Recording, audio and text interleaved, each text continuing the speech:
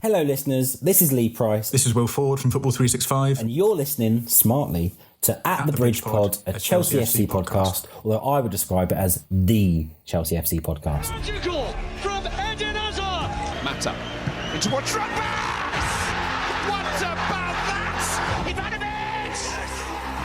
Ivanovic! In the middle, it's just behind him, but it's taken by Hakim. Matic with the ball driver.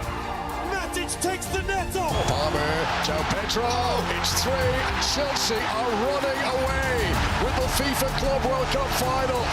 Hat-trick hero, Cole Palmer wins an epic, sensational game. It's time for another episode of At the Bridge Pod, your number one Chelsea FC podcast. Coming up on this episode, it's time for our players to watch ahead of the 2026-2027 season.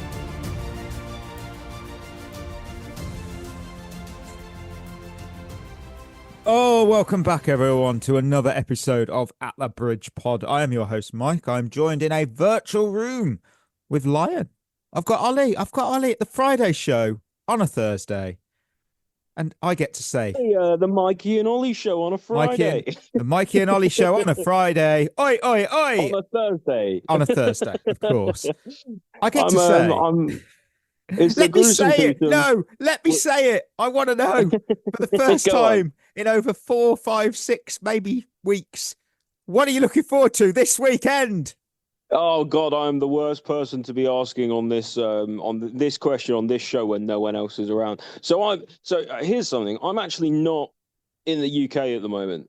People won't know this because I haven't mentioned it on the show, but I am across the globe. I'm globe-trotting, harvesting organs as I do. Allegedly. But this time it's not for work, it's for holiday. So I'm on play. holiday for a little bit, and I'm just been looking forward to just spending time with my wife and, just lazing by the pool, getting a little bit of work done here and there, but, mostly just enjoying the sunshine.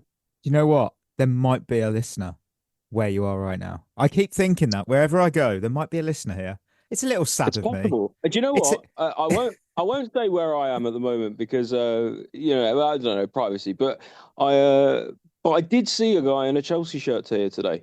Wow. See, this is and it was the new kit. It was the wow. new kit as well. That's legit. Yeah. I'm sure it was bought from a legitimate source. Yeah, not from a source called Allegedly. I have got allegedly. There are rumours that I might be in negotiations and have purchased a pre-match shirt that may or may not be Chelsea and may or may not be coming from a continent that is outside of Europe. It isn't in that particular continent. Allegedly. Allegedly. Yeah, I think I'm going to be having a quiet weekend. There's various reasons, which we'll just leave it there, just on private stuff. So yeah, obviously, just a quiet one. I think it's just gonna be a quiet one. Well, do you know what, Mikey? There's nothing wrong with having a little bit of a quiet weekend. Yeah. I do it from time to time. I'm known to be a person who enjoys a quiet weekend. So you know what? Just enjoy it. Yeah. Kick your feet up, relax. Exactly. You work too hard. You're working on this show all the time as the host. You guys won't know this, but Mikey's constantly doing things for the show. I am. I don't have a life. What is life? He does. He works exceptionally hard. A bit Thank of you. appreciation for our dear host. I do know that the MLS is back. Games of the weekend. I've not got any particular in mind. I just want to have a little whinge and a moan because since the MLS returned, my Seattle Sounders have played twice, lost twice, put in piss poor performances. We lost to Portland Timbers, which is it's our Spurs. That's basically the equivalent. 5-1. It was that bad of a defeat. The Instagram and the social handles didn't tweet the result, and rightfully so. Overall, though, it's very apt that usually it's a Chelsea thing, but really. Oh, no! We suck again! This weekend, we take on the Philadelphia Union. I have no hopes. I just expect another defeat. It's really poor. Do you know what, Mikey? I reckon you're going to win that one. The Philadelphia Union are the worst team in the NFL. In the MLS, they have played 16. They're bottom with 10 points. That's worse than Sporting Kansas City, who have got 14. and I still think Seattle are going to lose. I just don't know. Seattle right now have lost 4 on the bounce. They have the worst form in the Western Conference. I think they've got the worst form in the entire MLS right now. 4 losses on the spin. I mean, you got to sort that. We're a staple. We're a proper.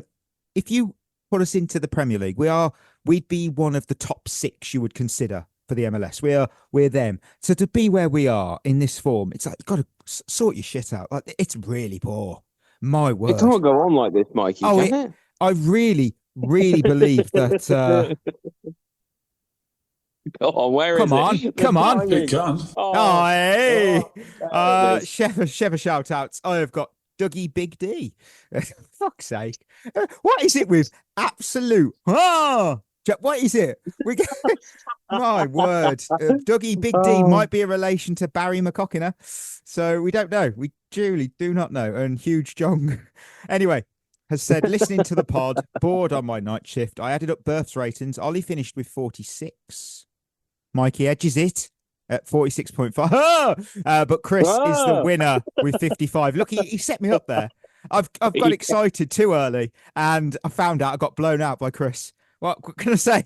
Just too much. It's too much. It's too much now. It's just. Oh dear. Oh, terrible. There it is. Caroline is going to bring the sensible now. With, can we sign Tom for the pod permanently? He's a great addition to the team.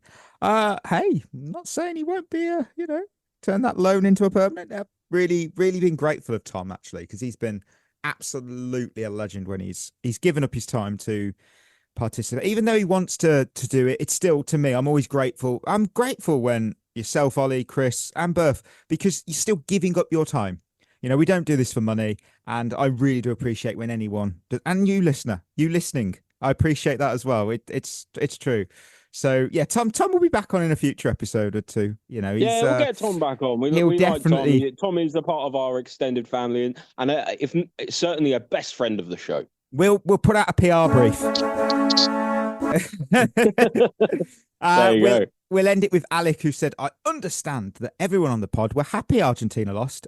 Can I just interject here? I wasn't. They were my sweepstake. I would have won an extra £10 if they won that game. I weren't happy. Oh. I weren't happy. But can we take a moment to appreciate how incredible Lionel Messi is? And frankly, all the old guard that will likely not play another World Cup have been. I get the Argentina team were abhorrent, but it was genuinely sad to see Messi go out this way. With a team acting the way they did, Messi should have also got the tournament MVP over Rodri. The stats aren't even close, and we all agree Spain was a team to win, not a single star player. I agree with that. I think Messi was what Messi served up at the World Cup was incredible considering his age. I think the thing is with Messi, and you definitely do have to give him some appreciation for that, no doubt. The only thing I will say is that he's already got one. Sorry, I was just double checking facts here. I see usually the Golden Ball MVP award gets given to the player who is on the winning World Cup team. So obviously last time out we had Messi, Argentina won it. We then had Croatia, who didn't, because obviously France won. Prior to that, it was Messi again.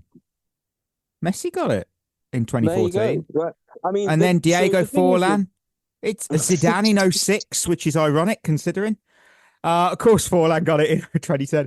Oliver Kahn in 2002. So it's surprisingly Ronaldo in France 98. So as you can see the theme there, it's very rarely actually the winning team. Rodri's quite a surprise. He's a blue moon. Yeah, there you go. I think just going back to Messi for a minute, I think what he did was incredible. But he does already have a World Cup, so it doesn't quite hit the same with this sort of, in my opinion, with him kind of bowing out. Because he's still going out as the greatest player ever to have won all the greatest trophies you ever can win. You can't really ask for more than that. I mean, if you really want him to win the last major trophy and the last MVP equivalent in his last ever World Cup, if you're a Messi fan, are you being a bit greedy? He's already got everything. I don't know. What do you get the man who has everything? A seat at the Bridge pod table, I think. There you go. That's something money can't buy, because we don't do this for money. Exactly. No brown envelopes here. No one will pay for it. No, it's true. It's true. Thank everybody for their reviews, their thoughts, everything they put in those Spotify comments. If you want yours read out on the next show, head over to Spotify, drop a comment, and you may get a shout out on the next episode. So with that, we'll hit some good old news. Oh, let's check out what you may have missed in the elevator of Chelsea news. Chelsea have agreed a deal to buy US youth international Benji Flowers, who's 15, from FC Dallas when he turns 18. Alejandro Garnacho has completed a season-long loan to Aston Villa with an obligation to buy if certain criteria is met. Maxence Lacroix is closing in on a move to Chelsea. Chelsea are now the favourites to sign Bosnia and Herzegovina teenager who's 30 million rated World Cup star. That was awful. I'm going to have to redo that and still leave this in and not remove it in post. Chelsea are favourites. Alabegovic is what you're looking for, Mike. Thank you. We're favourites to sign that player, yes. And we have confirmed the signing of Morgan Rogers on a 6+1 year deal. Chelsea also revealed their away kit for the new 26-27 season. And finally, Anthony Taylor has announced his retirement from professional refereeing. Oh, celebrate and party with me. Come on now, celebrate. I mean, what was it? Getting the Garnacho tweet from Ornstein and then that back to back was just unprecedented levels of dopamine. It was Thank God outstanding. we are free. We're free. Of these shackles of Anthony Taylor. 6 extra points this season, boys.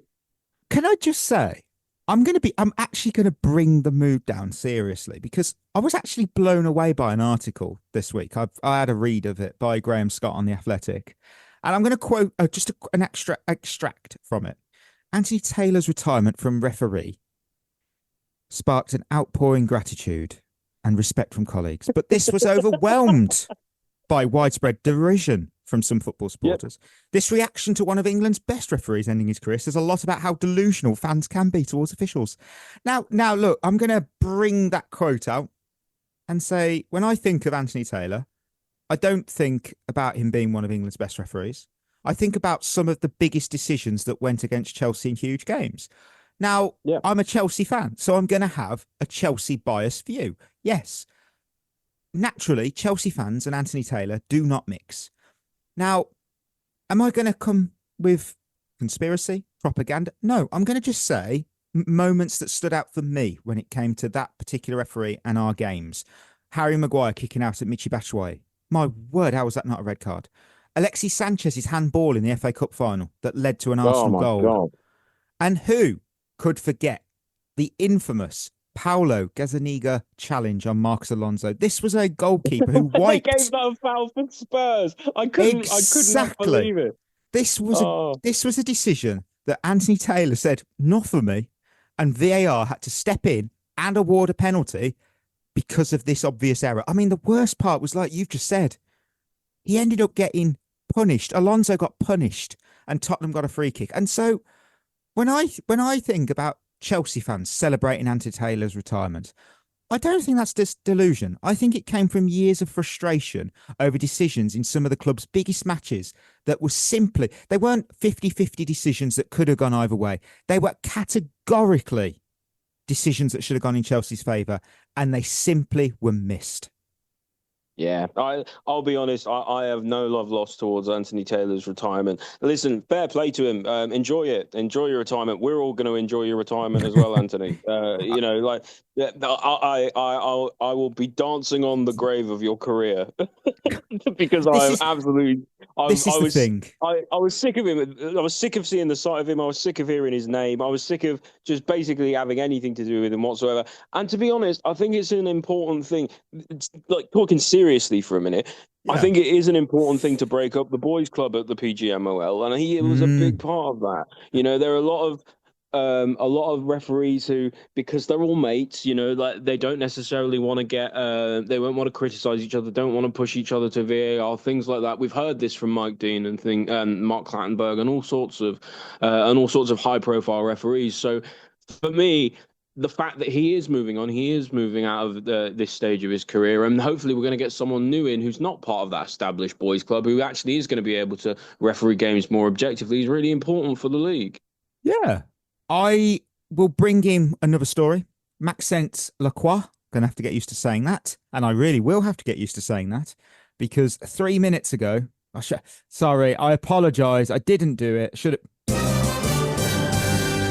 There we go. Maxence Lacroix and Chelsea deal at final stage, as reported yesterday, with the full agreement on personal terms. Chelsea and the Palace owners are in contact to get it done any moment. Deal very close. There we go. I'm telling you, this will go out. I think obviously. that's a 9.9 out of 10 on the transfer scale, isn't it?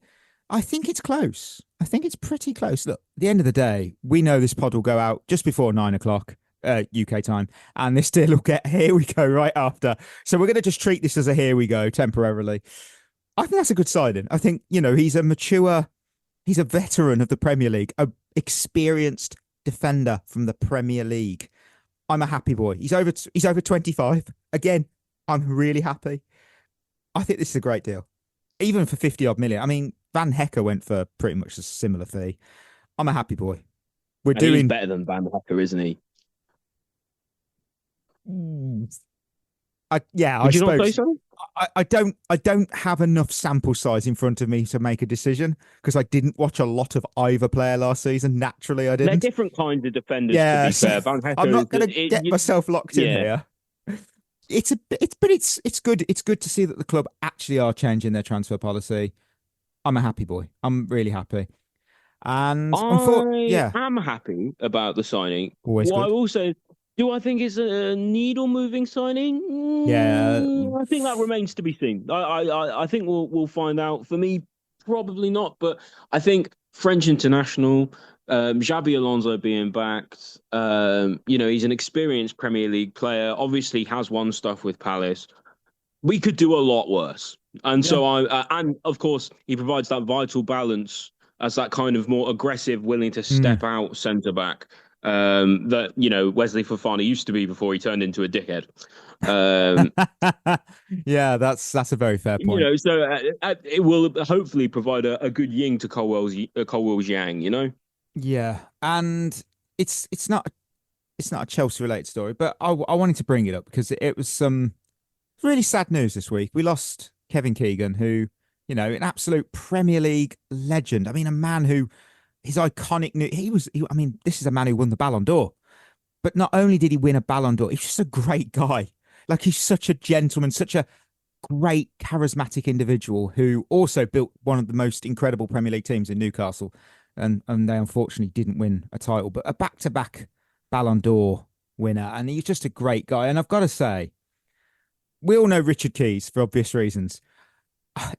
His tribute to Kevin Keegan, I think, needs to be heard because you just think, yeah, but he did this before, didn't he? Yes, he's done tributes before, and they always seem to never, celebrate the person. They always seem to disappear onto something else. Well, let's just hear from the man himself. Let's have a hit. Listen. The more you grew to love him,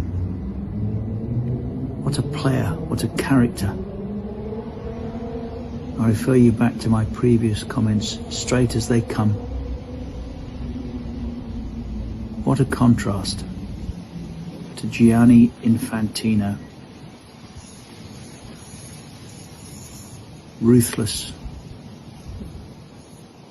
I don't want to be... No, I can't use that word, but probably work that out for yourselves. Dreadful individual. It's just that last bit. He interrupts a tribute to then just eviscerate Infantino. A destruction of it. It's just the way he turns. Honestly, Richard Keys never ever changed. I saw that clip earlier today, and I was absolutely busting out laughing because it's just so Richard Keys, isn't it? But yeah, it is very sad that we've lost a legend a true legend of the game in Kevin Keegan. I know that word is that phrase "legend of the game" is bandied around a lot these days, but he really is and really was in every sense of the word. So yeah, the football has lost a bright spark, a star in the sky. A great man, a great player who's slightly before my time, but the way in which he's revered in the football world, just deserves to be celebrated forevermore. Yeah, what an absolute absolute icon of the game, and he will be really, really, really missed. Yeah. Right, we have a new season. This is the new season. Another season of At the Bridge Pod's kicking off, and it means we get to look ahead, and we're going to pick out the players like we do every year that we'll be keeping a close eye on throughout this will be the 2026-27 campaign.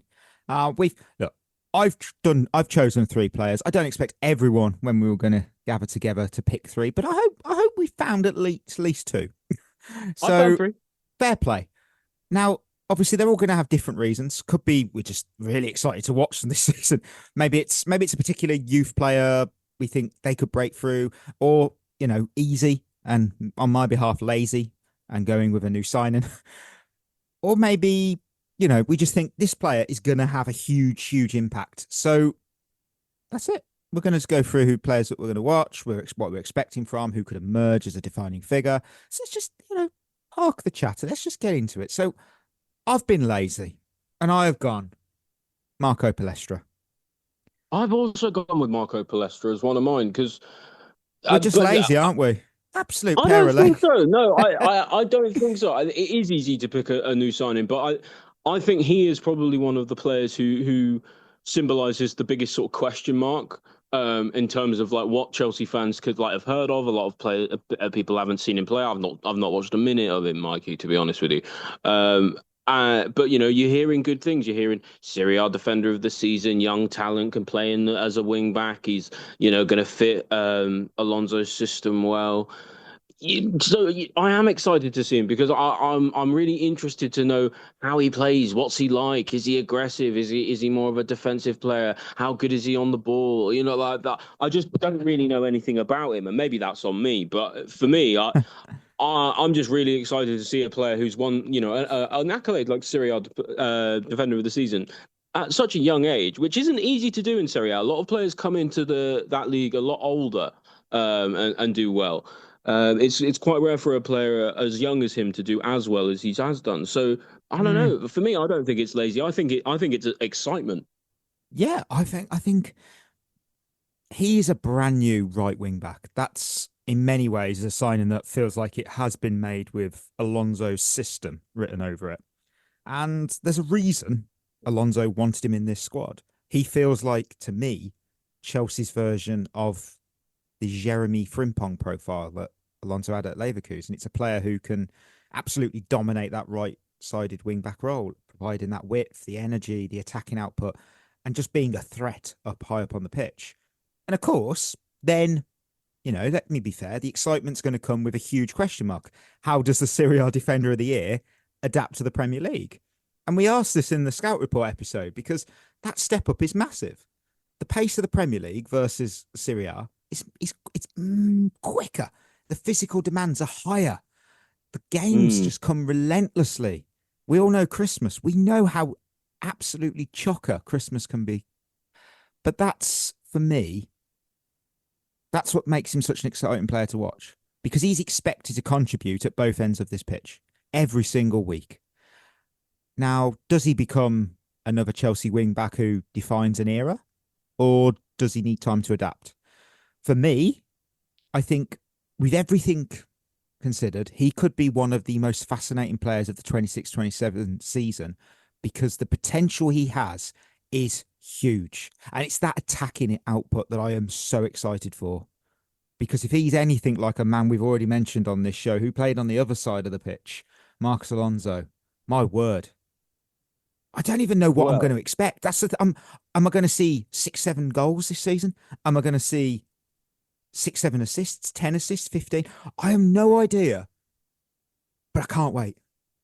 Yeah, that's kind of where I'm at as well. I have no idea what to expect from him, but all I've heard is good things, and so I'm trying not to, in a way, get my expectations up too high for the kid because he is still young and he is gonna, obviously take a little bit of time to adjust, as all players do when they first get into the Premier League, it seems. One thing I will say is obviously playing one game a week, especially at the start of the season, it will give him some time to bed in. So hopefully by the time that the busy Christmas period does come, he's a bit more settled, like the games will be coming thick and fast, but, it would be more used to it by that point. So here's hoping. I think he's hopefully going to be a good player for us. I'm just going to wait and see what we get from him. But I'm really excited, Mikey. Yeah. Who was your second player? Again, maybe it seems a little bit obvious, but for me, it's Esteval. Well, I don't have him, but I can understand why you do. Yeah, well, and for anyone who maybe doesn't, I'm sure everyone does. Let me explain why. Um, Esteval last season was a bit of a phenom, right? A phenomenon. You sort of every time he got the ball, every single Chelsea fan was on their feet in the stadium. Everyone wants to see what he can do. Everyone knows how talented he is. Everyone knows he's really, really good, and he provided us some really, really good moments last season in a season that was actually relatively mediocre and pretty poor, all things considered, especially how it turned out towards the end. But that almost kind of also coincided with him getting injured as well. He stopped playing and we kind of went to shit. I know it doesn't exactly work like that, but there were other factors at play. But, there's something to be said for that. But what I want to see from this season from him, I want to see some consistency. I want to see a little bit greater attacking output. I want to see him go to the next level. That's what I want to see from Esteval, because I know he can do it. And that's why I'm really excited to watch him play. But one, because I'm just excited to watch him play in general. Everyone should be excited to watch Esteval play, in my opinion. But I think this is the season, hopefully, where he's going to kick on and go to the next level and become that kind of Premier League, one of the best players in the Premier League, that kind of level of superstar that we know he's capable of being. Mm. And funnily enough, I'm going to go. You've just mentioned a 19-year-old who plays on the wing. I'm going to go to another 19-year-old who plays on the wing. I've got Giovanni Quenda. Oh, I like it. Another sort of question of unknown. Yeah, that's the thing. That's what I don't. It's so. I'm teasing you here. There is a player on here who's quite obvious, and people do know who he is and what he brings. There's a reason I've picked him. But on Quenda, this is another player that just brings that excitement factor for me. I mean, a 19-year-old arriving from Sporting Club de Portugal with an enormous reputation over there. He's the type of player where whenever you watch him, whenever I've seen him play mainly in the Portugal youth team, I feel like, oh, I'm off the seat. Oh, is he going to do something? What's going to happen now? And that's obviously whether, you watch him for Sporting or Portugal's youth teams, there's just that unpredictability and the confidence that he has to his game that it's just incredibly fun to watch. And for me, football, like sport in general, we watch it, yes, because we support the team, but also, why would anyone watch a game as a neutral fan? You don't watch a game as a neutral fan because, oh, yeah, I'm just going to watch. No, you watch it because you want to be entertained. You want to enjoy the game. And that is exactly what I feel we'll get with Quenda, because Hazard, I'm not saying he's Hazard, but that excitement you got with Hazard going, what's he going to do? It's that sort, Hatem Ben Arfa, oh, what's he going to do? That's what I get when I see Quenda, and I'm so excited. Of course, I have to caveat, as I have with every player I've picked, where does he fit in this side? Because he is a traditional winger who competes for a place in that attacking front three, usually. Now, Alonso does use that formation at times, but does Alonso see him someone who can develop into a wing-back option, for example, similar to, how modern systems just blur those positions together? Maybe he becomes competition or cover for Palestra. I think, personally, his first season is going to be about managing the expectations. I don't see him come in like Esteval. Esteval was different custard. Absolutely incredible. Prime to prime. Quenda's just that next step down. He's not going to take the world by storm. However, he's not going to be a nailed-on starter either. I just see his role, though, being the impact player off the bench, because he's got pace. And it's such a lazy thing for me to say, but pace, when everyone else's legs are tired in the second half, is absolutely devastating to the opposition. And he's direct as well. I think he's one of the most young, exciting players we can watch at the Bridge next season. For him, I want to see him bed in well. I want to see him get to grips with the group, get to grips with playing in the physicality of the Premier League. I want to see him gelling with the group and learning what it means to be at Chelsea and training every day.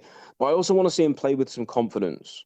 I want to see him play with no fear, with that kind of no fear that only really young players like him can play with. because we've seen over the last season or two how confidence can absolutely kill you if you're a pacey winger. I mean, we've seen it with Jamie Gittins, haven't we? Like, he is a player who has really sort of played within himself a lot. And as a result, most people are kind of already fed up with him, sick of him. This is a player we bought for 50 million quid, mind you. And so I don't want to see Quenda fall down that path, because for me it could go one or two ways for him. Like, either he's a talented boy who could get caught up in the spotlight and the light's too bright, or he could rise to the occasion and say, you know what, I'm only living once, I'm only here once. I'm going to go for it. And that's what I want to see from him. I don't care if he messes things up. I don't care if he gets it wrong. I want to see him go again and again and again. That's what I want from him. And we have a manager who's not going to coach him to be a worse player. We had the head coach. No, we had the head coach. Remember, we had the head coach who was very good at coaching players to be less exciting. So the fact that we don't have to worry about that now, I'm a happy. I think host. That's important. I really do. I it's think very important. What do you want to do? Shoot from distance? I don't think so. I'm excited about that in general, actually, with Xavi a bit, because especially in the interviews with Morgan Rogers. By the way, that signing is growing on me. I know in the last episode I was a little bit of a naysayer. Maybe. But what he was saying in his interviews is that he's a really free-flowing player and he likes to play with a lot of freedom. There's been reports in the camp that Palmer's been playing with a lot of freedom, and he looks like a different man in training at the moment with with having had the rest and sort of the reset. And so if Xabi is going to be that guy who is going to push players to play with freedom, that's what I want from Quenda. Like that. That's what I want to see from our attacking players this season. I want to see them play with no fear. That's the key for me. Fair. And who was your third player? My third one it might be a bit of an interesting one, because I actually don't know where he's going to be at the start of the season. I don't know whether he's going to be at Chelsea or if he's going to be somewhere else. But I've gone with Reggie Walsh. Oh, and that's not Enzo Fernandez. No, no, it's not. You hooked me there. But I'll tell you why I've gone with Reggie Walsh. Obviously, I'm always really interested in the youth. Played a little bit under Maresca. Looked a tidy player even at a very young age. Very technical on the ball. Sort of more that sort of central midfielder, more attacking midfielder kind of role. But let's think about it this way. Xabi's going to play in some games when we line up with three at the back. Xabi's likely going to play with 2 10s. Usually that's going to be, the options are, at the moment, it's likely going to be Rogers, Palmer and Esteval as the three. João Pedro could do it. Enzo could do it if he's still here. But João Pedro is probably going to play up front. Enzo might not be here and he tends to play further back. So for me, I know we've also got Alabegovic potentially coming in, and I don't know necessarily how that affects things. But right now, a lot of the youth players are being involved in Xabi Alonso's matches, in his training sessions and things like that. Like, the academy are really involved, and which I really like. And Reggie Walsh is one of those players. And I just wonder, is a spot for that sort of fourth spot, I guess, in the sort of attacking 10, or the second option for someone else? Can he get some minutes this season? Can he get some cup games? Can he prove himself? Because over the summer as well, his frame's filled out a lot. He's a bit taller. He's a bit wider. He's going to be able to deal with the physicality of the Premier League a little bit better, or just in men's football in general. So I'm excited to see what hopefully we can get from Reggie Walsh this season, because this kid has bags of talent. And I really would like to see him utilise it for Chelsea. I remember in our keep sell loan when we included Reggie Walsh, and I said about homesickness is a real thing. And he's a young lad. And I know if I was his age, again, I remember when I was his age, I wouldn't want to be away from home. And home is London to him. That's why I thought, is he going to play Premier League minutes? It's unlikely. It might happen, but it's unlikely. He might come on for 5-10. Yeah, I don't think that's good enough for a player of his potential. I said on that particular episode, give him a loan to a London-based club, Bromley and AFC Wimbledon in League One, basically. I think those would be solid clubs. I think AFC Wimbledon has such an amazing fan base that they would welcome in. And hey, Kings Meadow. I'm just saying, Chelsea heritage true. right there. Or perhaps Chelsea- QPR, who have just signed Tariq Lamptey. Remember him? Can't believe that poor lad's career. I know, marred by injuries, but you know what? Still a good player. True.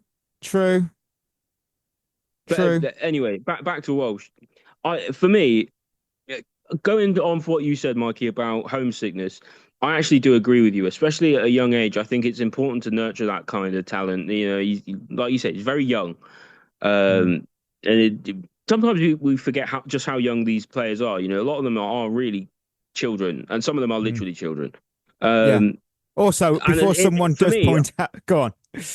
Sorry, I was just going to say, for me, I think he might then be best placed here. At Chelsea for the season. You know, he's comfortable in a situation where he knows what to expect. He knows the people. He knows the score. He doesn't have to go to somewhere different with strange people and make new relationships and make all the mistakes that young people make. You know, I feel like his loan could come next season. Not the season coming, but the season after that. Yeah, I also want to point out, yes, I know that AFC Wimbledon play at Plough Lane now. My point was that obviously Chelsea women are going to be using Plough Lane, aren't they, at some point this season, we're told. So rightly or wrongly, I've made my opinion on that. But the point, the domestic cup matches are going to be played there, and I think it's the Champions League matches as well. So yeah, that's what I was trying to get at with Chelsea Heritage. Anyway, I've explained the joke, so instantly it's awful. So the reference is gone. I'm terrible. I'm so sorry. I'll be tell us some more. I will be writing an apology note, and it will be on my social media. It'll be a white text on a black background. Oh, I like that. Yeah, gotta be done. A single star emoji at the bottom of the screen. It has to be done. So I get to do my final choice. Probably the least obvious one, I think, because centre-backs don't give you that same immediate excitement as attacking players do. I've gone Levi Colwill. Because... Is he back? Well, he could be one of the most important players of our season. And last year, it showed us just how much of a difference there was when he was in and when he was out of the team. Oh, yeah. The majority, obviously, of the 25-26 campaign was disrupted by that horrific knee injury he suffered. But what stood out for me was that when he returned, and he wasn't fully match fit, he still looked like our best defender during those Premier League appearances. And I think that tells you everything about the level that he can reach. We already know when rusty, even needing time to get up to speed, he still brought a calmness. He brought quality on the ball. And he brought a defensive presence and leadership that we'd missed all season. So under Alonso, I've got a fascinating question. What does a full season of a fully fit Levi Colwill look like?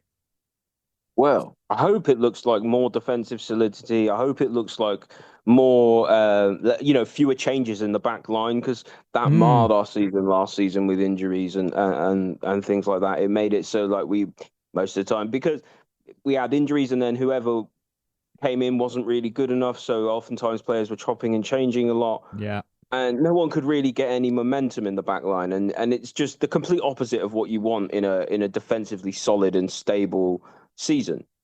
And so I'm hoping he is going to be the anchor around which that we can build our defense properly for the season. Yeah. Is he going to be back? Is he going to be exactly the same player as before? It's hard to know. I mean, he looked it mostly. Even though he wasn't match fit at the back end of last season, I'm hopeful for him. The thing I think I've really enjoyed about him coming back into the fold is his attitude. Yes, I feel like he's not made a big thing about his injury. He's just gotten on with it. He's just done what he's had to do. He's recuperated. He's taken effectively a whole year out of his career, which is no small thing for a player by choice. He didn't take a sabbatical. No, of course. But you know what I mean? In a short career, that is quite a big thing for someone. And he's just gotten on with it. He's quietly gone about his business, made sure he can get back to his full strength. And hopefully, that translates to a better defence for us going forward next season. Because if we do return to having a good defense next season and he's at the heart of it, a lot of people will attribute that to him largely. Him being back fit, and it would be hard to argue with that. And at that point, I think you have to say he has to be nailed on the guy, right? Yeah, I think with Alonso, he's very demanding of his defenders. He wants them, he needs them to be comfortable stepping forward. He needs them to progress that ball. He needs them to lead and control games. Colwill feels like a player for me who could thrive in that environment. So for me, the biggest storyline is whether we can, he can finally put together a consistent full season and at the same time become the leader of this Chelsea back line. Because if he does, he could genuinely be the reason this back line takes a major step forward in 26-27. I'm ruling nothing out. Silverware, why not?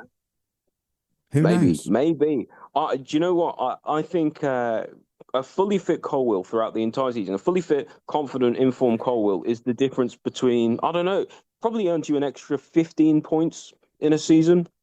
Wow. Yeah. I would say. You know, like that. Because the leadership quality back in the training ground, holding people to account, and then his quality actually on the ball and off the ball as well. For me, he might be the most important piece of the puzzle. Do you think if he'd have been fit all season last year, those 15 points would have put us on 67, 4 behind Man United? We'd have been 4th. You think we could have done it with Colwill? Or was it just that much of a chaotic season that it just wasn't possible? I think with Rosina and everything coming in, it's hard to tell, isn't it? But the thing is, as well, is because, part of the reason Maresca left was because Colwill got injured and he wasn't replaced like he asked for. So, if that was the case, would Maresca still be here? And would we actually be in a better scenario or not than if we now have Jabi Alonso, right? It's hard to say what the head coach would be. Yeah, the head coach that we had. A funny game. Yes, it's funny. It is funny. Let us know who your players to watch are for this upcoming campaign, listeners. And to be honest, there were loads. You really could have talked about loads of players for loads of reasons. Could have put Mudryk in here. Just to say. I would also say Morgan Rogers.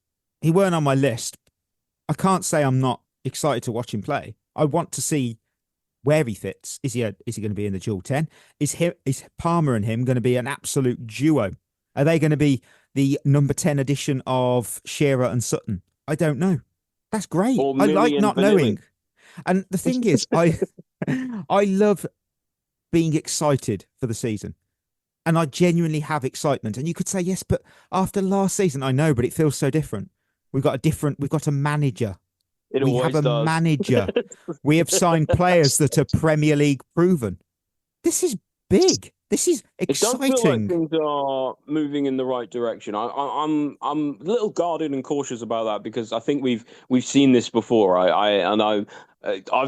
gotten carried away in the past thinking that we would win this and win that, and I think we've just got to see how the start of the season plays out. But yeah, we have to be very the groundwork well. We have to be very cautious. Yeah, we have to be careful with our expectations. And I feel because of that, we are pretty much nailed on for a Premier League title. I think that is in the bag. Definitely. We're doing the double at least, aren't we, Mikey? We are somehow going to win the Europa League. I don't know how we're going to enter the Europa League, but I feel something. We're going to purchase a place in the Europa League. That's going to happen. That's going to be my prediction for the season. We'll go to Quaresma's questions because, funnily enough, blue is the colour pod. Nice little bit of advertisement there.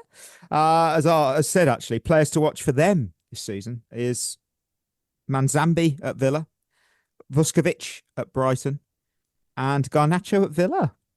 I think that's an interesting one, Garnacho, because look, I'm not going to be. I said it us on Instagram.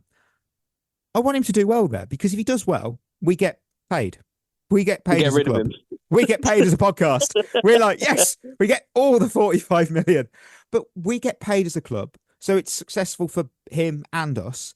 We know he was only signed because we could flip him for a profit. We're not naive to that. I'd be curious to see how he does over in the Midlands. I said on Instagram, do I think he'll do well? I don't know. I don't really care. I don't really care, if I'm honest. It's hard to know because for me with Garnacho, it's like I think he would thrive in the environment of being a bigger fish in a smaller pond, right?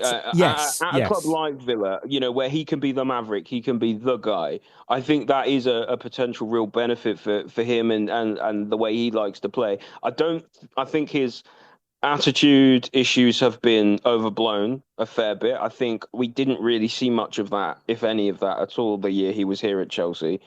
I don't really have all that much that's bad to say about him. He wasn't a great player for us. His performances weren't amazing. Yeah. There was a lot of chopping and changing in the season. I don't really begrudge him for that. Everyone was poor. So was he. So I'd be interested to see what he does. Similarly, he might play 9 games and then Villa decide that it's not worth going for the permanent because they've got PSR trouble, and then we're in a little bit of a difficulty with him back next summer. So it remains to be seen how it works out with that. The other player I'm interested actually in knowing, and I promise I'm not saying this to pull your leg, Mikey, is I'm interested to see how Mike Penders does. When he does come in. And fuck off. No, come on. Can't do it. In the cup games, right? In the cup games, I just want to see what he can do because I haven't seen that much of him. He's this lauded talent. Like a lot of people have been saying a lot of good things about him. He had a good seasons at Strasbourg, right? He's done well there. It's time for him to make the step up at Chelsea. Can he nick the spot off Sanchez this season? I would be inclined to say probably not, but we'll see. That is the correct answer. Not a chance. I want every player at Chelsea to do well. I want everyone to have a happy smile. I want everyone to go home and feel excited to be wearing that blue shirt. Do I think that happens at the end of every day? Absolutely not last season. Though they probably were happy to just go home. Actually, yes, I don't have to be here. So, yeah, it's just going to be, I think it's an exciting season just to see how everything plays out. Because again, Xabi Alonso, I think, is a key piece of all this. He's got the pull power. I think we would have got Morgan Rogers, Palestra, and obviously Lacroix. Without him, no chance. No chance. No, I really don't believe any of those three. I think Rogers would have gone to Arsenal. Lacroix, don't know, because I don't know who else was interested in him. And Palestra would have probably gone to Inter Milan. Yeah, I think Alonso is the massive factor. It's impossible to see that. He's the X factor that made the difference for Exactly. sure. And I don't know about you, Mikey, but I've been reading things in and around the club at the moment, and just sort of seeing what the general vibe is going into next season. Because I'm just interested to know, is the attitude changing? That sort of cultural reset everyone's talking about, is it really there? People seem happy. And people seem very impressed with Xabi Alonso. If he's going to be the guy to lead this sort of cultural reset, I think I'm happy that he's the one doing it. Yeah, fully agree. I really do agree with that. So, listeners, we're at the end of our episode. Thank you for tuning in. Before we go, don't forget, we are proudly... It's just 2 of us. It's just under 60 minutes. Look, it's 60 minutes. You get in, you get out, you can carry on with your day.